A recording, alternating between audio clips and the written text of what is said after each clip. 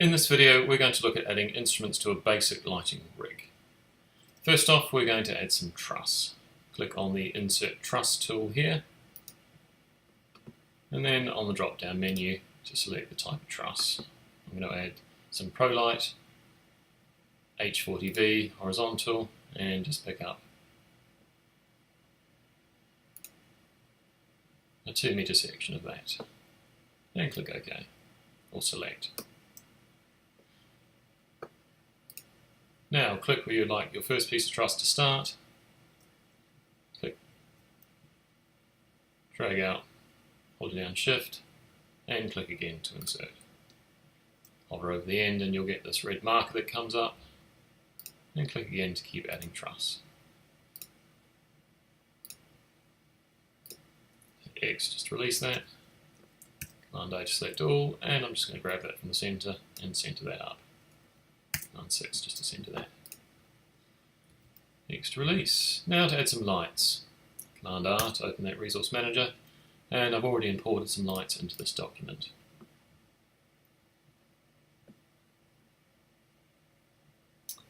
Double click on an instrument, select the lighting instrument tool, click once to insert, second time set rotation, hold down Shift to lock it, enter. Now we could just keep adding instruments like that, but there are some quicker tools for adding multiple lights. Command R to close that. First, let's look at the Move by Points tool.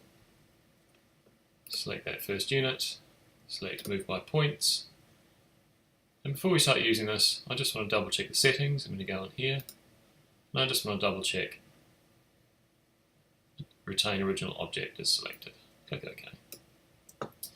I'd like 6 of these lights, so I'm going to go with 5 duplicates, which is 5 plus the original, to make 6.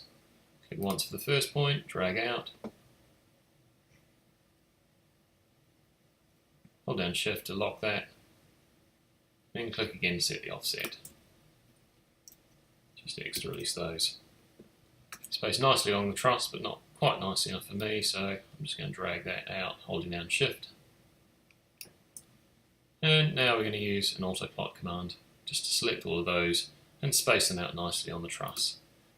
Now it's AutoPlot, select by field examples or field values, and that shortcut there, Option Shift Command S. Just going to do that.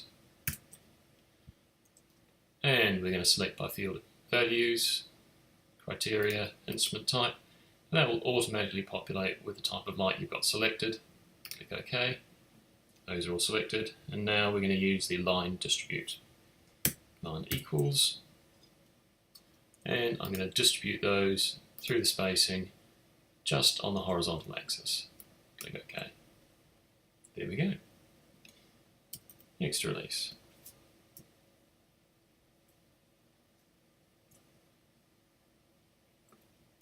Now I'm going to bring the resource manager up again, select a different kind of light, and we're going to pop that one here. Just going to zoom in a bit. So, another way that we can duplicate lights is with the Alt+Drag method. So if I just click and drag that light, I'm going to move that. Unz just to undo that. But if I click and drag, and now hold down Alt, you'll see a wee plus that appears next to the cursor. So keeping Alt and now Shift held down to lock that to the horizontal, I can now add a duplicate to that truss. Command 6 to zoom all. Another option we have is mirror. Select that first lamp. Here's our mirror tool up here. Well, the shortcut for that is equals. Click once for the mirror point, drag out, and then hold down Shift to lock that to the vertical. Click again, and we have a mirrored instrument. X to release. So finally, let's add a generic to this. That one in there. Release. Last thing we're going to look at is an array. That's under Edit Duplicate Array, or Option Shift Command D. So I'd like 8 of these profiles along my truss, so I'm going to make this a linear array rather than a rectangular array. Rectangular array is very useful if you'd like to create a grid of lights. Linear array just to create a set of lights in a line. Like 8 in total, so I'm going to select 7 plus the original.